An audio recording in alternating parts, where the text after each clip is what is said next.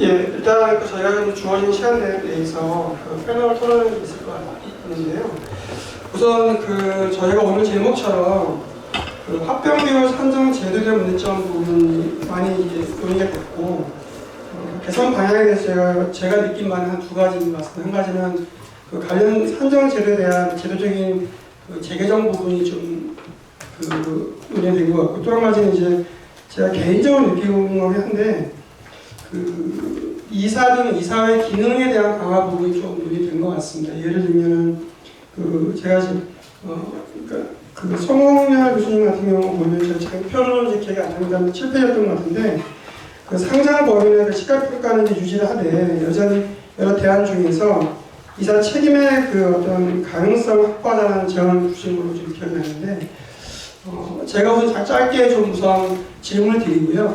이어서 플로어에서 조금 이제 자유 형식으로 Q&A를 했으면 싶습니다. 제가 질문하는 동안에 좀 질문을 좀 주시면 감사하겠고요. 교수님, 일단 제가 말씀드렸던 것처럼 이런 상장 범위의 시가총액은 어떤 평가 유지를 하되 이런 이제 이사 책임에 대한 가능성을 좀 확보하자는 말씀을 제가 주신 걸로 기억이 나는데 이 부분 좀 구체적으로 좀 말씀을 좀 드릴 수 있을까 싶습니다. 예, 일단 가능성을 열어놓자는 취지고요. 이사 책임이 이 문제의 모든 지금 근본 원인이 이게 책임을 묻는 가장 기본적인 시스템이 우리나라에서 작동되지 않기 때문에 생기는 문제입니다. 그러니까 그런 게 작동되지 않으니까 여러 가지를 해보는데 역시 아주 미진한 것들 잘 안 되고 너무 획일적이고 그러면 결국 이제 다시 돌아가서 이사 책임 이사들이 협상을 잘 하고 해야 될 잘 못됐을 때 책임을 묻는 것으로 가는 게 맞는데요. 맞는데 사실은 그게 지금 뾰족한 방법이었습니다. 그러니까 대표 소송이나 그런 책임 묻는 것들이 지금 참여연대가 조금 해가지고 숫자 늘긴 했지만 그때 잠깐 했고요. 요새 참여연대 하시는 분들이 또 소송 안 하잖아요. 그래서 또 이제 지금은 거의 소송이 없습니다. 소송이 없고 그러면 결국에는 기업에서 두려워하는 것은 규제 당국 내지는 검찰 이 정도인 것이죠. 주주가 기업 경영하시는 분들이 주주나 주가가 머릿속에 있는지를 사실 전 잘 모르겠어요. 그러니까 그게 없는데 그러니까 있게 만들어야죠. 근데 이제 그거 당이고 어떻게 그러면 있게 만들 것인가 그분들이 주주나 주가를 신경 쓰도록 어떻게 만들 것인가에 대해서는 뾰족한 방법이죠. 대표소 글은 되게 많아요. 대표소 활성화를 어떻게 된다. 그거 그런 글 나온 지 한 20년, 30년 됐습니다. 여러 글만 많이 쓰지 되는 건 하나도 없습니다.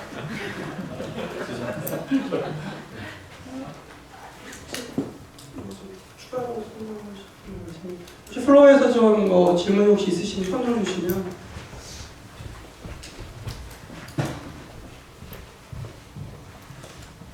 네, 저는 밸류 파트너스 자산운용 대표이사 김봉기입니다.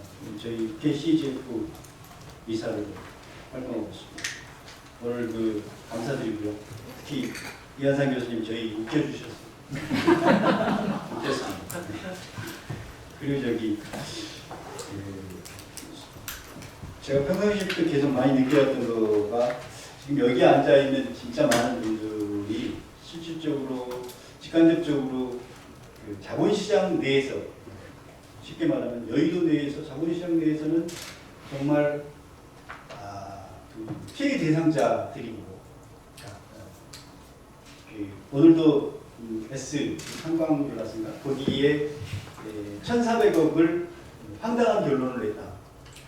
그게 이제 피해된 금액이거든요. 피해 금액이거든요. 거꾸로 그쪽이 지배주주가 가져간 금액이고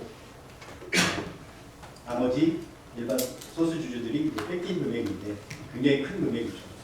이것도 이제 오늘 발표자께서 발표하신 10페이지 보면 이 삼성물산 제일 먼저 케이스에서도 이사회안의 삼성물산 주주의 가치가 5.2조고 순자산 기업 가치라면 그것보다 한 8.4조 원이나 많거든요. 이게 그 차이가 일반 소수주주들의 손해 금액, 그 손해 금액이 즉 지배주주가 가져간 이익을 취한 금액이 있거든요. 이게 그 사과 하나를 이해당사자 두 사이드가 나눠 먹을 때 공정하게 안 하는, 그래서 한쪽이 너무 많이 가져간 그 금액의 어떤 그 러프한 금액의 사이즈가 그 정도 된다는 거죠. 그렇기 때문에 수천억 수조 원을 빼앗긴 주주들은 사실은 피를 토하는 그 아픔, 아우성인데, 이게 되게 재밌는 게 이 자본시장을 딱 떠나는 순간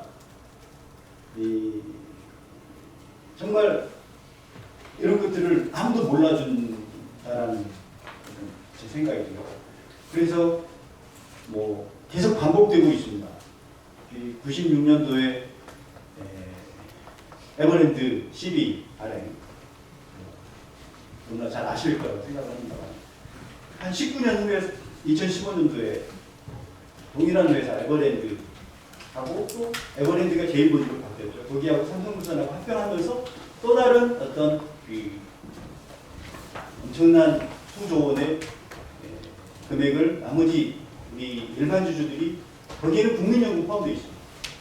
국민연금을 비롯한 대다수의 국민들의 돈을 지배주주가, 가장 부자인 지배주주가 이렇게 설치해 갑니다. 그리고 뭐 그뿐만 아니라 최근에 뭐 S 플러스, 그 전에 뭐 해성산업이라는 회사하고 한국제지 동일한 지배주주가 있는 상장 아니 합병하는 거 굉장히 많습니다. 아주 많습니다. 그리고 이제 그 합병뿐만 아니라 이해상충되는 자본 거래가 합병뿐만 아니라 아까 그 제1보직 에버랜드 12 발행처럼 그 자사주 관련되는 분할, 자사주의 마법 뭐 이런 걸 비롯해서 자진상각들이 지금 아주 굉장히 많이 계속적으로 일어나고 있습니다. 그래서 이렇게 아우성을 치고 있는데 저는 송 교수님이 두 번째 송 교수님이 위헌이라고 이렇게 말씀을 의견을 내셨는데, 저희는 그렇게 그런 그 피를 토하는 아픔을 당하고 있는데, 대다수의 어떤 학자분들이나 여의도 이 자본시장을 떠나서는 이렇게 그 아픔의 정도가 거의 제로 수준 혹은 마이너스 수준으로 몰라주시는 건지 내지는 방치하고 있는 건지 되게 가슴이 아프다라는 어떤 말씀드리고요. 이게 분명히 아까도 말씀드렸지만 수조 원, 수천억 이익을 취하고 또 손실을 봤으면 이거는 분명히 일종의 우리 한국 상법에서도 있는 자기거래가 아닌가, 자기거래에 해당되는 거가 아닌가, 이런 생각도 들고, 이사의 충실 의무를 위반한 거 분명히 이게 그런 건데, 법원에서는 또 그렇게 판단을 안 한다고 또 그렇게 하는데,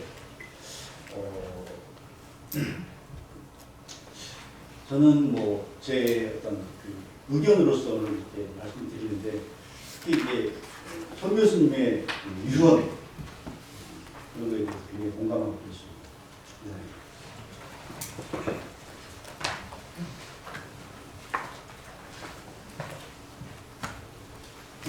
네, 혹시 더 추가적으로 플러에서 질문 있으신 분 잠깐 드려주시면.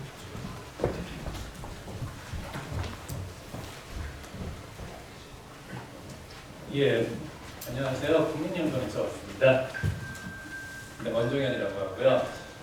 제 말씀 참 잘 들었습니다. 아마 이런 합병 비율 관련한 문제는 그러나 사실 소수주주로서도 상당한 아마 민감한 문제인데, 아마 운빨이겠죠. 어떻게 보면은 아마 비율이 지금 높은 쪽에 택하면은 뭐 많이 버는 거고, 이게 어떤 편향성의 문제인데, 지금까지 사실 말씀하시는 걸 제가 계속 들으면서 생기는 궁금증 중에 하나가요. 아마 말씀을 계속 하시면서 중요한 건 산정 방식이 맞느냐 틀리냐에 대한 부분을 많이 말씀을 하셨던 것 같은데, 사실 산정 방식에 대한 부분보다는 계속 듣다 보니까 산정이 만약에 의도적이던, 그러니까는 고의적이건 뭐 아니면은 그냥 그냥 모르고든 간에 산정 방식 자체가 잘못되어서 어느 한쪽에 특정한 주주들이 피해를 보게 됐을 경우에 그 피해에 대한 실질적인 책임을 누가 지느냐가 사실 저는 계속 떠오르는 궁금증이었습니다. 아까 잠깐 말씀하셨을 때도 이사진에게 뭐 그런 책임을 지금 묻는다고 하는데 사실은 이 산정 제도를 개선하는 어떤 방향성에서는 물론 산정 방식에 대한 수치의 어떤 정교성도 필요하겠습니다만 그 정교성보다는 그 산정에 대한 방식의 책임성을 어느 특정인에게 좀 지울 수 있는 법적으로 그러한 기준을 좀 만드는 것이 오히려 산정에 대한 책임을 더 지는 것이 아닌가라고 생각을 갖고 있습니다. 그렇다고 해서 단순하게 이사진이라던가 아니면 회계법인이라던가 어느 특정 개념이 이렇게 너무 보편화되게 되면은 사실은 이 책임성을 묻는 것만으로 그냥 끝나버릴 것 같아서 실질적인 피해 아니면 손해액에 대한 민형사상에서의 책임성을 만약에 묻게 되는 식으로 만약 법이 개정된다면 특정하게 어느 누구에게 이것을 묻게 되는 것이 가장 그나마 좀 합리적일지에 대해서 좀 질문을 드리고 싶습니다.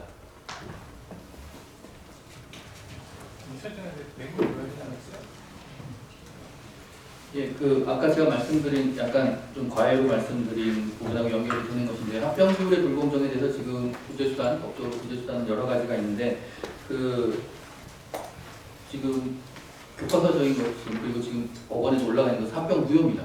그러니까 무효는 너무 세다. 그러니까 법원도 너무 부담이 느껴지니까 엄청나게 불공정해야지만 무효가 되겠죠. 그러니까 약간 불공정해서는 뭐 그걸 가지고 지금 와서 이걸 다 무효로 이건 말이 안 되는 겁니다. 그래서 그건 너무 세니까 사실은 오히려 너무 세서 기능이 잘 안 되는 거예요. 마치 되게 보호를 해주는 것 같아 보이지만 기능이 안 되는 거고 그래서 많은 선진국이나 그런 데서는 그 주식을 좀 더 그러니까 합병 비율을 다시 계산해 봐서 조금 차이가 있다 그러면 거기 좀 덜 받은 사람들이 있을 거 아닙니까? 소멸회사든 그 존속회사든 그 어느 양 회사 둘 중에 두 주주 중에 다시 계산해 봤을 때 좀 덜 받은 주주들이 있을 텐데 그 덜 받은 주주한테 조금 더 존속회사 주식을 좀 더 주는 거죠.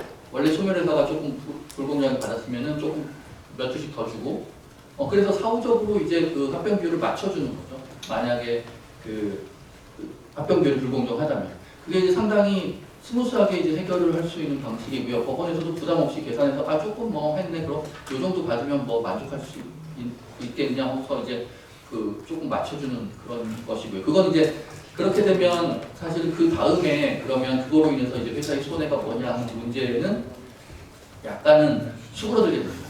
그래서 이사의 책임으로부터는 이제 그 약간 물론 그 경우도 이론적으로는 이사의 책임 문제가 나올 수 있지만 사실상 현실적으로 이제 문제는 해결됐기 때문에 뭐 별로 그렇게 뭐 불만을 제기한 사람이 없으니까 이사의 책임을 묻지 않죠. 근데 이제 그런 제도가 없으면 그렇게 주식을 사후적으로 조금씩 정산해주는 그런 제도가 없으면 이제 결국은 지금 우리가 하는 시스템에서 결국 이사의 책임을 물을 수밖에 없어요. 그러면 이사가 소멸회사 주주라든가 존속회사 주주들에게 책임을 지는 그 회사에 대해서 책임을 지는 그런 식으로 됩니다. 그래서 회사에 대해서 책임을 져야 되고 존속회사의 경우에는 소멸회사의 경우에는 회사가 소멸했으니까 결국 그 책임을 진 그 소멸회사 이사들이 결국에는 그 지금 있는 주주들에게 그 손해배상을 해주는 그런 형태가 될 수밖에 없습니다. 그래서 지금 이사의 책임을 그렇게 묻는 식으로 시스템은 되어 있지만 법적으로는 그렇게 되어 있지만 그게 기능하지 않는 이유가 두 가지. 지금 저거는 이사가 잘못한 게 지금 없다. 법에 따랐기 때문에 법이 없다는 그것이 산정이 그렇게 잘못된 적이 없다. 합병비율이. 그다음 두 번째는 합병비율이 설사 잘못됐다. 법에 따랐지만 그건 잘못이다라고 하더라도 사실은 그게 그런 식의 문제 제기가 잘 되는 그런 상황이 지금 아닙니다. 이사들 주주들이 그렇게 소송을 하지 않기 때문에 지금도 아마 그 삼성은 합병 무효 소송일걸요. 합병에 대한 손해배상. 하여간 그런 뭔가 손해배상 책임을 묻는 시스템이 있긴 하지만 작동하지 않기 때문에 이런 모든 것들이 지금 다시 원점으로 막 계속 다시 돌아가는 그런 문제입니다. 홍영 교수님께서 잘 설명해 주셨듯이 원래는 그 배임의 책임을 이사진에게 묻는 것이 정상인데 지금 법정 가격을 이용을 했기 때문에 문제가 안 되는 것이고요. 그럼 이거를 미국에서는 어떻게 해결을 하느냐? 민사는 너무 코스티한 거거든요. 비용이 많이 드는 거기 때문에 미국에서는 contractually, 즉 계약적으로 해결을 하는데 두 가지입니다. 하나는 earn-out이죠. 예를 들면 어느 회사가 일정 기간 특수한 이유 때문에 굉장히 프라이스가 디프레스 돼 있다. 그러면 나중에 회복될 때 어떤 특정 조건을 맞추면 조정을 하겠다. 이게 이제 earn-out 방식이고 또 하나의 방식은 클로백이라는 방식인데 이익을 이제 환수하는 것인데 이것은 뭐 입법적으로 해결할 수도 있고요. 아니면 계약적으로도 할 수 있는데 이건 약간 이제 책임을 묻는 방식이고 아까는 이제 조건이 달성되면 환경을 탓하는 것이고요. 두 번째는 결정자를 탓하는 방식으로 계약적으로 해결할 수도 있겠습니다만 뭐 우리나라의 경우는 그럴 일이 없겠죠. 조금 더 설명을 좀 드리면 그 민사 책임 부분에 대해서는 일단은 이제 그 구조를 아셔야 되는 게 소멸회사 기준으로 봤을 때 그 이사의 의무는 회사에 대해서 지는 거지 주주에 대해서 지는 게 아니거든요. 그래서 일단 소멸하는 회사의 이익이 뭐냐 이게 사실은 좀 그 의미가 약간 좀 모호한 부분이 있어갖고 회사에 대한 책임을 물을 수가 없는데 주주가 그 이사의 그 제3자에 대한 책임에 관해서 고의 또는 중대한 과실로 인해서 만약에 책임을 이제 지운다고 하게 되면 일단은 고의 중대한 과실이라는 이제 책임의 제한 부분이 있는 그 제한이 있고요. 사실은 뭐 개인적으로는 사실 제일 이 부분에 대해서 규제를 쓰는 방법은 사실 배임죄 이제 이슈가 있는데 아까 말씀하신 딱 그 부분이 딱 걸리는 거예요. 뭐냐면 배임죄 이제 문제가 결국에는 이게 대표권 남용의 문제인데 회사의 이익이 아닌 이제 다른 제3자의 이익을 도모하기 위해서 어떤 회사의 행위를 대표권을 아니면 이제 어떤 권한을 남용한 그런 행위인데 말씀하신 대로 예컨대 어떤 불법적인 수단이 아니라 일단은 그냥 그냥 적법하게 이제 행위를 한 거에 대해서 이게 손해가 있는 것이냐는 부분에 대한 이제 퀘스천 마크가 남는 거예요. 이제 그거를 굉장히 실질적인 관점에서 보지 않으면 배임죄로 이제 처벌을 하기가 상당히 좀 어렵죠. 그러니까 근데 삼성물산처럼 예컨대 뇌물을 줬다든지 하는 여러 가지 이제 정황들이 이제 됐다고 하면 그걸 모르지만은 그렇지 않은 사정에서 그런 거 없이 일단은 아주 깔끔하게 이제 그 거래 구조를 또 설정하고 그거에 대해서 종결을 시켰다고 하게 되면은 배임죄를 묻기가 상당히 어려운 측면들이 있는 거예요. 그런 그 현재로서의 지금 상황에서는 결국에는 어디로 가느냐면은 교수님 말씀하신 대로 결국 합병무효로 갈 수밖에 없는데 이거는 모 아니면 도거든요. 중간이 없어요. 이거는 중간이 없기 때문에 지금까지 합병무효 판결을 나중에 인천지법이 딱 하나가 있어요. 그게 10배짜리였어요. 10배짜리. 그게 현저한 불공정이에요. 근데 그럼 1.5배나 뭐 2배나 이런 경우에 될 거냐 말 거냐 저도 잘 모르겠어요. 솔직히. 공정하지 않은 건 맞지만 이게 현저한 불공정성이기 때문에 어느 걸 법원이 현저한 불공정을 볼지는 솔직히 저도 판단하기가 좀 어려워요. 솔직히. 그래서 이제 이게 굉장히 큰 수단은 있긴 있지만 이게 너무 큰 칼이라 한 번 휘두르면 다 그냥 이게 돼버리는 거예요. 그래서 법원의 입장은 그런 거예요. 그러니까 지금까지 한 번도 합병무효를 제대로 해준 적이 없고 지금까지 대법원 판결도 한 3건밖에 없어요. 그러니까 선례도 없고 그런 상황에서 뭐 그 합병무효 그 소송을 한다는 것 자체는 당사자도 힘들고 법원도 힘들고 다 그런 상황이라고 보시면 될 것 같습니다. 한마디만 마지막으로 더 하자면 그 판사님들 다 판사 출신도 계시고 하지만 그 판사님들하고 법조계에 계신 분들하고 얘기를 해보면 재산권 그리고 그것을 아들들에게 물려주는 거 이제 천부인권이라고 생각을 하시는 거예요.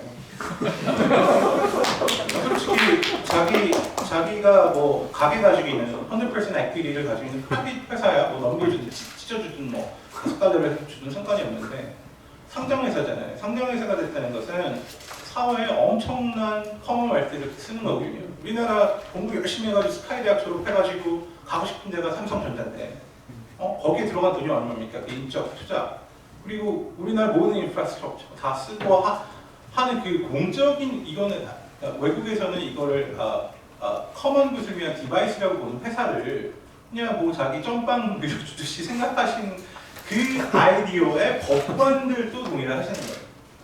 이게 당연한 거 아니야? 뭐 그 인간의 그거 아니야?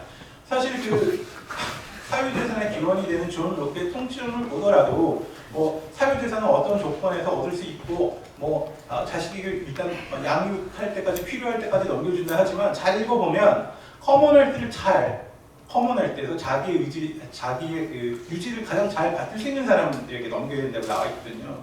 무슨 의미냐면 회사라고 하면 그 회사를 가장 잘 이끌 수 있는 사람이 넘겨야 커먼헬스가 증가를 하는 건데 그 부분에 대해서 우리나라가 정말 핵심적인 질문을 21세기에 도약하기 위해서는 해야 되는 거고 그것 때문에 지금 다 생기는 논센스와 문제들이 있기 때문에 이거를 사회적으로 한번 다 같이 고민을 하고 생각해 볼 때가 된 것 같습니다.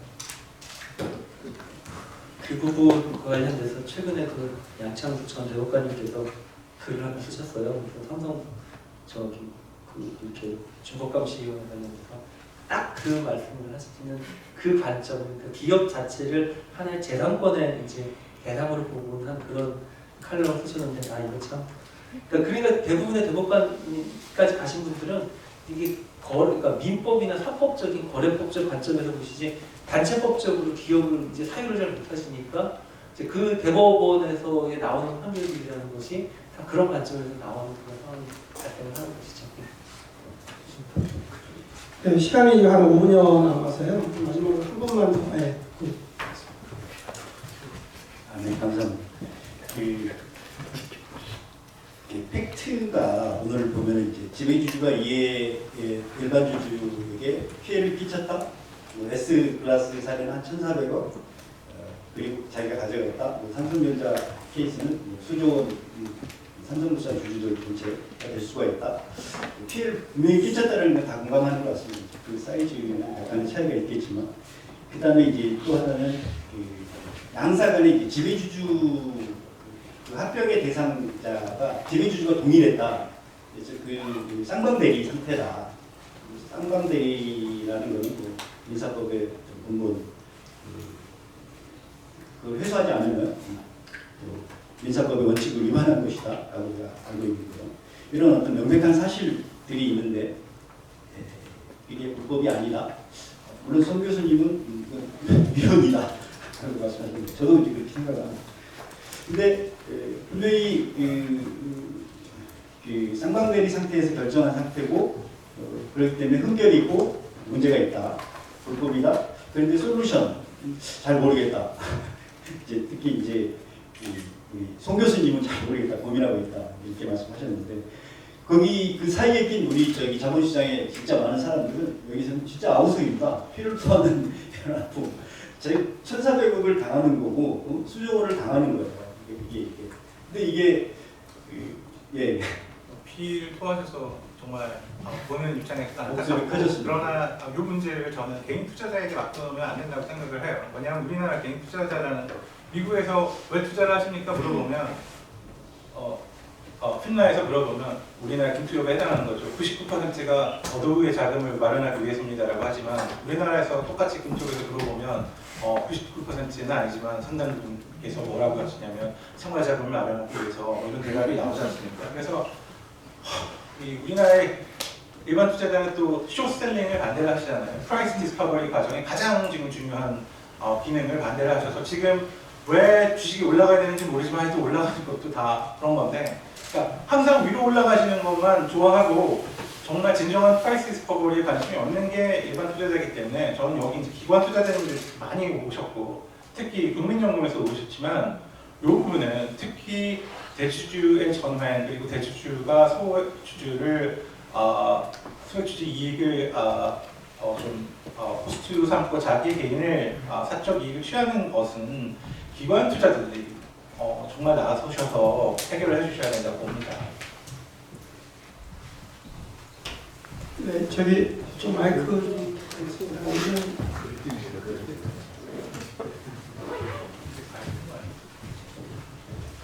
시간이 다 됐는데 마지막으로 한 말씀 드리겠습니다. 저는 신영자산운용의 원주 연구 본부장이고요. 저희는 오늘 그 상일엔 S 클래스를 보유하고 있는 입장입니다. 그래서 저희 입장에서는 말씀드린 것처럼 솔직히 이번에 당연히 반대를 할 생각이고 만약에 합병이 된다고 하면 저희는 합병 무효 소송까지도 갈 생각을 가지고 있는 상황입니다. 근데 다 말씀하신 것처럼 약간 말린다고 해야 되나 좀 안 될 것처럼 말씀하시니까 교수님들께서 국적인 전문가들께서 뭐 해도 안 될 거다 뭐 이런 식으로 말씀하시니까 지금 저도 약간 입장이 그런데 생각해보면 저희 기관투자자 입장에서는 저희는 고객들을 위탁을 받아서 운영하는 입장에서 만약에 이런 경우 그냥 안 될 거라고 해서 그냥 넘어가 버린다고 하면 저희도 성감 임무가 있는 상황이거든요. 그랬을 때 고객들이 저희한테 소송을 걸을 수도 있는 상황이에요. 이렇게 너네가 손해를 보는데도 가만히 안 둔다? 일단 소송을 하시고요. 이분들을 컨설턴트로 고용하세요. 그러니까 저는 이게 확실하게 한번 해봤으면 좋겠습니다. 이렇게 확신을 주셨으면 같이 조언을 구해서 제가 정말 자신 있게 하겠는데 근데 말씀들이 애매하시게 뭐 이게 뭐 평내가 가고 보면 뭐 아니에요. 뭐 부모관들이 이런 이게 이러니까 저도 약간 지금 주춤한 그러니까 오늘 제가 확신을 얻으려고 이 자리에 참석을 했는데 너무 두 분께서 약간 이렇게 말씀을 정확히 안 해주시니까 제가 지금 어떻게 해야 될지 잘 모르겠습니다. 일단 제가 삼성물산 케이스와 관련된 논문에서는요, 그 합병이 무효가 될 수 있다라고 의견을 밝혀놨어요. 근데 일단 그 케이스가 다르고 하니까 그거는 사실관계를 제가 잘 모르고 일단 삼성물산 케이스 제가 사실관계가 좀 공통이 있고 그다음에 이게 형사판결도 있고 여러 가지가 있기 때문에 그렇게 되고 근데 사실 저도 변호사이기도 하니까 이 사실관계를 모르는 부분에 대해서는 절대 함부로 얘기할 수가 없기 때문에 이해를 좀 해주시기를 바란다는 취지인데 원론적인 측면에서는 논문에서는 일단은 저는 일단은 그 부분에 대해서 무효가 될 수 있다라고 얘기를 하고 있습니다. 위로가 되셨는지